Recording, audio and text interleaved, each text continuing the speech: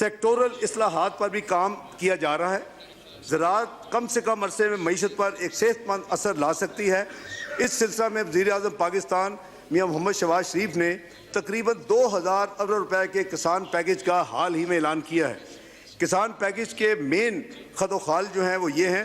کہ اس fiscal year میں، اس مالی سال میں 30 جون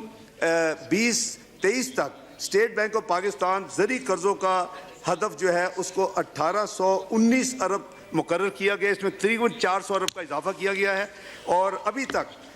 لیٹسٹ نمبر جو ہے وہ قریباً 1000 ارب تک یہ ڈسبرس ہو چکی ہیں۔ 1819 ارب روپے میں سے قریباً 1000 ارب سے ذرا کم رقم وہ ڈسبرس ہو چکی ہے۔ نمبر 2، وزیر اعظم نے youth business and agricultural loan scheme کے تحت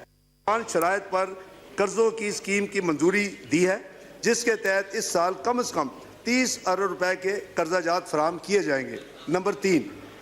زرعی مشینری کی فراہمی کے لیے 6.4 ارب کی سبسڈی مختص کی گئی ہے۔ اس اسکیم کے تحت کسانوں کو ٹریکٹرز، تھریشرز، ہارویسٹرز وغیرہ کے آسان قرضے سستے شرح کے اوپر مہیا کیے جائیں گے۔ نمبر 4،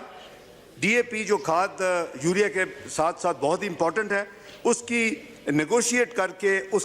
کی قیمتوں میں کمی کی گئی ہے، اور جو امپورٹ کی گئی ہے اس کو اسی جو ایک فکس قیمت ہے اس کے اوپر فراہم کیا جا رہا ہے۔ نمبر 5، درآمد کردہ یوریا کی قیمت کو کسانوں کے لیے قابل خرید بنانے کے لیے، یعنی کاسٹ اس کی زیادہ ہے، اور جو امپورٹ ہے وہ تو قریباً 3 گنا ہے اس کی کاسٹ۔ جو اس سال اس کے فلڈز کی وجہ جناب اسپیکر ویٹ بھی امپورٹ ہوئی اور فرٹیلائزر بھی امپورٹ ہوا، اور اس پہ خطیر رقم فارن ایکسچینج جو ہماری بہت کرنچ ہے اور بڑی لیکویڈیٹی شارٹیج ہے، اس کے باوجود اس پہ بڑی خطیر رقم اس مالی سال میں خرچ کی گئی۔ 30 ارب روپے کی سبسڈی اس یعنی یوریا کی درآمد کے حوالے سے، کیونکہ وہ امپورٹ جو ہے وہ قریباً 6,000 سے 6,500 روپے سے کے قریب ہے، جو لوکل یوریا ہے وہ قریباً کرنٹلی جو پرائس ہے قریباً 2350 ہے، تو وہ یہ تو آپ نہیں کر سکتے کہ دو قیمتوں پہ لوگوں کو دیں کہ یہ امپورٹڈ ہے تو مہنگا ہے یہ، تو اس کے لیے 30 ارب کی سبسڈی جو ہے وہ حکومت برداشت کرے گی۔ نمبر 6 جناب اسپیکر، زراعت سے منسلک چھوٹے اور درمیانے کاروباروں کو سہل بنانے کے لیے 10 ارب روپے مختص کیے گئے ہیں، یعنی ان کو اسمال اینڈ میڈیم انٹرپرائزز کی طرز پہ ایک قسم کا ان کو درجہ دیا گیا ہے، تاکہ ایگریکلچر جو چھوٹے بزنس ہیں وہ اپنی نشو و نما ان کی ہو سکے۔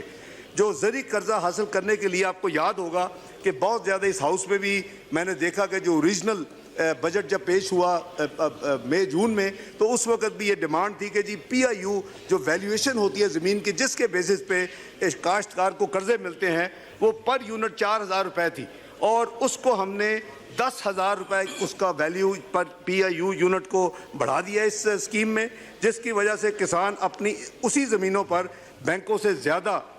یعنی رقم اپنے قرضہ یعنی لے سکیں گے، تاکہ اپنے کاروبار کو وہ وسیع کر سکے۔ نمبر 8، 5 سال تک جو پرانے ٹریکٹرز کی درآمد کی اجازت بھی کسٹم ڈیوٹی کی رعایتی شرح پر دے دی گئی ہے، یہ پہلے اس کی اجازت نہیں تھی۔ نمبر 9، حکومت نے سولر انرجی سے ٹیوب ویل لگانے کے لیے رعایتی شرح پر قرضے دینے کا بھی فیصلہ کیا ہے۔ رواں مالی سال میں 75,000 سولر ٹیوب ویل لگانے کا ہدف رکھا گیا، یعنی ٹیوب ویلز کو کنورٹ کرنے کا سولر کے اوپر بجائے بجلی کے اوپر وہ ہو۔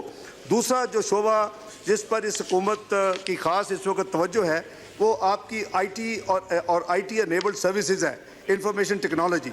دنیا میں چوتھے انڈسٹریل ریولوشن کی شروعات ہو چکی ہے جناب اسپیکر، جس میں فزیکل، ڈیجیٹل اینڈ بایولوجیکل کا فیوژن ہے۔ انہی عوامل کو مد نظر رکھتے ہوئے آئی ٹی اور آئی ٹی انیبلڈ سروسز کے لیے خصوصی مراحت کا اعلان کیا گیا ہے، جس سے اس شعبہ کی مشکلات حل ہوں گی انشاءاللہ۔ اس شعبہ سے منسلک افراد اپنے نجی یا کمپنی کے اکاؤنٹ میں اپنی فارن کرنسی جو ان کی رسیٹس ہوں گی 35% تک اپنے اکاؤنٹس میں رکھنے کے وہ مجاز ہوں گے، جو ان کی بڑی پرانی ڈیمانڈ بھی تھی اور ان کا جینون ایک مطالبہ تھا، اس کو اس کی اجازت دے دی گئی ہے۔